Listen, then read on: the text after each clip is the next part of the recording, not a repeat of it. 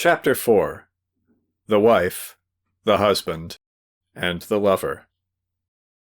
He slept very soundly, and woke up at 9:30.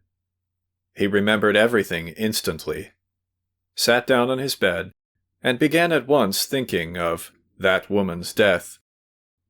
The shock of the sudden news of that death the night before had left a certain agitation and even pain. That pain and agitation had only for a time been smothered by a strange idea while Pavel Pavlovitch was with him. But now, on waking up, all that had happened 9 years before rose before his mind with extraordinary vividness. This woman, this Natalia Vasilievna, the wife of that Trusotsky, he had once loved, and he had been her lover for the whole year that he had spent at T, ostensibly on business of his own. That, too, was a lawsuit over a disputed inheritance, although his presence had not really been necessary for so long. The real cause of his remaining was this intrigue. The liaison and his love had such complete possession of him that it was as though he were in bondage to Natalia Vasilievna, and he would probably have been ready on the spot to do anything, however monstrous and senseless, to satisfy that woman's slightest caprice. He had never felt anything of the sort before.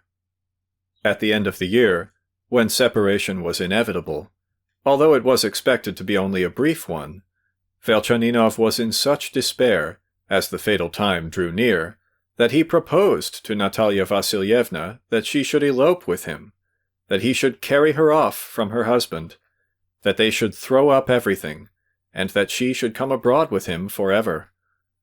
Nothing but the jibes and firm determination of the lady, who had, probably from boredom, or to amuse herself, quite approved of the project at first, could have dissuaded him and forced him to go alone. And actually, before 2 months had passed, he was asking himself in Petersburg the question which had always remained unanswered. Had he really loved that woman, or had it been nothing but an infatuation? And it was not levity, or the influence of some new passion that had given rise to this question.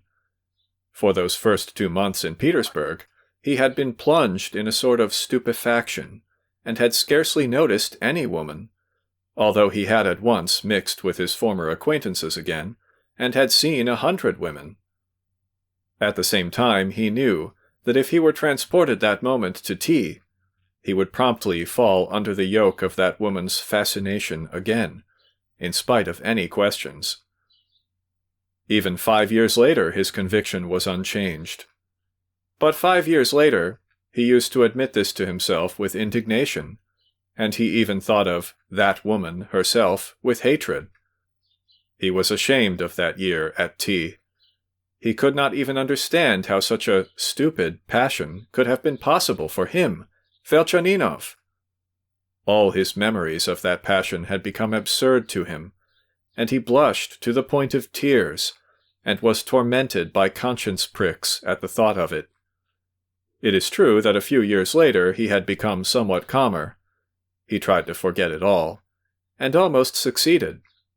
And now, all at once, 9 years afterwards, all this had so suddenly and strangely risen up before him again, after hearing that night of the death of Natalia Vasilievna.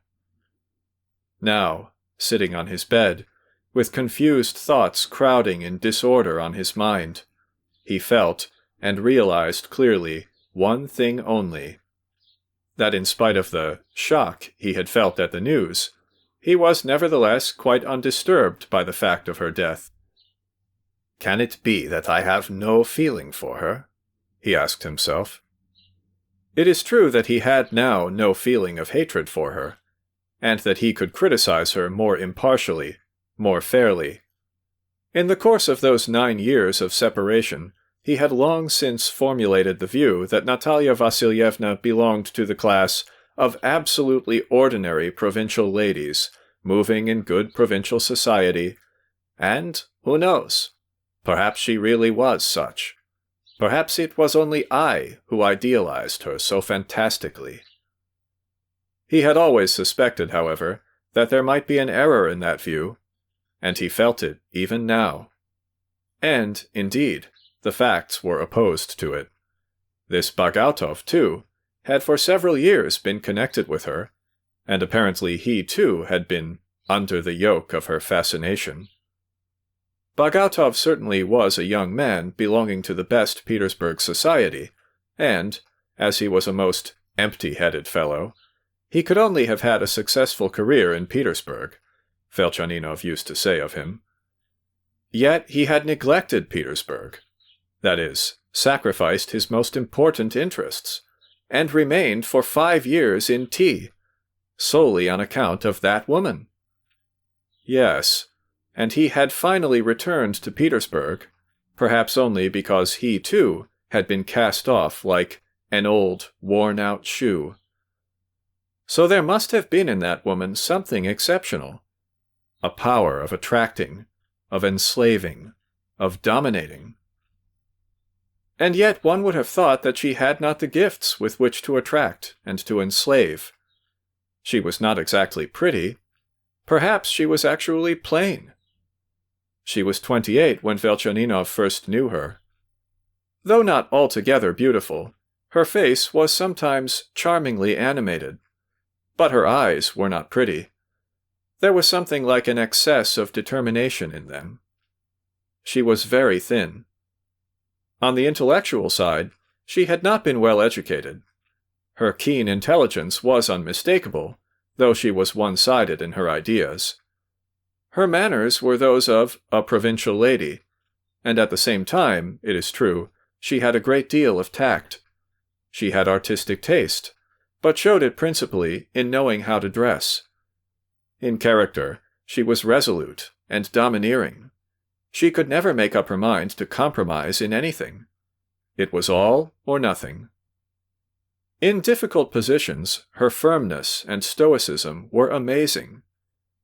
She was capable of generosity, and at the same time would be utterly unjust. To argue with that lady was impossible. 2 × 2 makes 4 meant nothing to her. She never thought herself wrong or to blame in anything. Her continual deception of her husband, and the perfidies beyond number which she practiced upon him, did not weigh on her in the least. But, to quote Velchaninov's own comparison, she was like the Madonna of the Flagellants, who believes implicitly herself that she is the Mother of God. So Natalia Vasilyevna believed implicitly in everything she did. She was faithful to her lover, but only as long as he did not bore her. She was fond of tormenting her lover, but she liked making up for it too. She was of a passionate, cruel, and sensual type. She hated depravity, and condemned it with exaggerated severity, and was herself depraved. No sort of fact could have made her recognize her own depravity. Most likely she genuinely does not know it, Velchaninov thought about her even before he left T. We may remark, by the way, that he was the accomplice of her depravity. She is one of those women who are born to be unfaithful wives. Such women never become old maids. It's a law of their nature to be married to that end. The husband is the first lover, but never till after the wedding. No one gets married more adroitly and easily than this type of woman. For her first infidelity, the husband is always to blame, and it is all accompanied by the most perfect sincerity. To the end, they feel themselves absolutely right, and, of course, entirely innocent. Velchaninov was convinced that there really was such a type of woman, but, on the other hand, he was also convinced that there was a type of husband corresponding to that woman, whose sole vocation was to correspond with that feminine type. To his mind, the essence of such a husband lay in his being, so to say, the eternal husband, or rather in being, all his life, a husband, and nothing more. Such a man is born and grows up only to be a husband, and, having married, is promptly transformed into a supplement of his wife, even when he happens to have unmistakable character of his own. The chief sign of such a husband is a certain decoration. He can no more escape wearing horns than the sun can help shining. He is not only unaware of the fact, but is bound by the very laws of his nature to be unaware of it. Velchaninov firmly believed in the existence of these two types, and in Pavel Pavlovich Trusotsky's being a perfect representative of one of them. The Pavel Pavlovich of the previous night was, of course, very different from the Pavel Pavlovich he had known at tea. He found him incredibly changed, but Velchaninov knew that he was bound to have changed, and that all that was perfectly natural. Trusotsky could only, as long as his wife was alive, have remained all that he used to be. But, as it was, he was only a fraction of a whole, suddenly cut off and set free, that is, something wonderful and unique. As for the Pavel Pavlovich of the past at tea, this is how Velchaninov remembered him, and recalled him now. Of course, at tea, Pavel Pavlovich had been simply a husband, and nothing more. If he were, for instance, an official in the service as well, it was solely because such a position was one of the obligations of his married life. He was in the service for the sake of his wife, and her social position in tea, though he was in himself zealous in his duties. He was 35 then, and was possessed of some little fortune. He showed no special ability in his department, and showed no special lack of it either. He used to mix with all the best people in the province, and was said to be on an excellent footing with them. Natalia Vasilyevna was deeply respected in tea. She did not, however, greatly appreciate that, accepting it as simply her due. But in her own house, she was superb at entertaining guests, and Pavel Pavlovich had been so well trained by her that he was able to behave with dignity even when entertaining the highest magnates of the province. Perhaps, it seemed to Velchaninov, he had intelligence too, but as Natalia Vasilyevna did not like her spouse to talk too much, his intelligence was not very noticeable. Perhaps he had many natural good qualities, as well as bad ones. But his good qualities were kept under a shade, as it were, and his evil propensities were almost completely stifled. Velchaninov remembered, for instance, that Pavel Pavlovich sometimes betrayed a disposition to laugh at his neighbors, but this was sternly forbidden him. He was fond, too, at times of telling anecdotes, but a watch was kept on that weakness too, and he was only allowed to tell such as were brief and of little importance. He had a weakness for a festive glass outside the house, and was even capable of drinking too much with a friend. But this failing had been severely nipped in the bud. And it is noteworthy that no outside observer would have said that Pavel Pavlovich was a hen-pecked husband. Natalia Vasilyevna seemed an absolutely obedient wife, and most likely believed herself to be one. It was possible that Pavel Pavlovich loved Natalia Vasilyevna passionately, but no one noticed it, and, indeed, it was impossible to notice it, and this reserve was probably due to her domestic discipline. Several times during his life at tea, Velchaninov had asked himself whether the husband had any suspicion at all of his wife's intrigue. Several times he questioned Natalia Vasilyevna seriously about it, and always received the answer, uttered with a certain annoyance, that her husband knew nothing, and never could know anything about it, and that it was no concern of his. Another characteristic of hers was that she never laughed at Pavel Pavlovich, and did not consider him absurd or very plain, and would, indeed, have taken his part very warmly if anyone had dared to show him incivility. Having no children, she was naturally bound to become a society woman, but her home life, too, was essential to her. Social pleasures never had complete sway of her, and at home she was very fond of needlework and looking after the house. Pavel Pavlovitch had recalled, that night, the evenings they had spent in reading. It happened that sometimes Velchaninov read aloud, and sometimes Pavel Pavlovitch. To Velchaninov's surprise, he read aloud excellently. Meanwhile, Natalia Vasilyevna did sewing as she listened, always calmly and serenely. They read a novel of Dickens, something from a Russian magazine, sometimes even something serious. Natalia Vasilyevna highly appreciated Velchaninov's culture, but appreciated it in silence, as something final and established, of which there was no need to talk. Altogether, her attitude to everything intellectual and literary was rather one of indifference, as to something irrelevant, though perhaps useful. Pavel Pavlovitch sometimes showed considerable warmth on the subject. The liaison at tea was broken suddenly, when on Velchaninov's side it had reached its zenith. That is, almost the point of madness. In reality, he was abruptly dismissed, though it was all so arranged that he went away without grasping that he had been cast off, like a worthless old shoe. 6 weeks before his departure, a young artillery officer who had just finished at the training college arrived in tea and took to visiting the Trusotskys.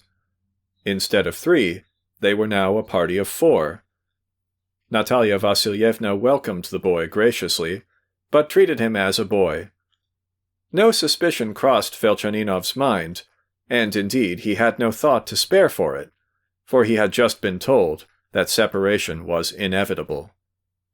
One of the hundreds of reasons urged by Natalia Vasilyevna for his leaving her as soon as possible was that she believed herself to be with child, and therefore, naturally, he must disappear at once, for 3 or 4 months at least, so that it would not be so easy for her husband to feel any doubt if there were any kind of gossip afterwards. It was rather a far-fetched argument. After a stormy proposition on the part of Velchaninov that she should fly with him to Paris or America, he departed alone to Petersburg. Only for a brief moment, of course. That is, for no more than 3 months, or nothing would have induced him to go, in spite of any reason or argument. Exactly 2 months later, he received in Petersburg a letter from Natalia Vasilyevna asking him never to return, as she already loved another. She informed him that she had been mistaken about her condition. This information was superfluous. It was all clear to him now. He remembered the young officer. With that, it was all over for good. He chanced to hear afterwards, some years later, that Bagautov had appeared on the scene, and spent 5 whole years there. He explained the disproportionate duration of that affair, partly by the fact that Natalia Vasilyevna, by now, was a good deal older, and so more constant in her attachments. He remained sitting on his bed for nearly an hour. At last he roused himself, rang for Mavra to bring his coffee, drank it hastily, and at 11 o'clock set out to look for the Pokrovsky Hotel. In going there, he had a special idea which had only come to him in the morning. He felt somewhat ashamed of his behavior to Pavel Pavlovitch the night before, and now he wanted to efface the impression. The whole fantastic business with the door-handle, the night before, he now put down to chance, to the tipsy condition of Pavel Pavlovitch, and perhaps to something else. But he did not really know, exactly, why he was going now to form new relations with the former husband, when everything had so naturally, and of its own accord, ended between them. Something attracted him. He had received a peculiar impression, and he was attracted in consequence of it.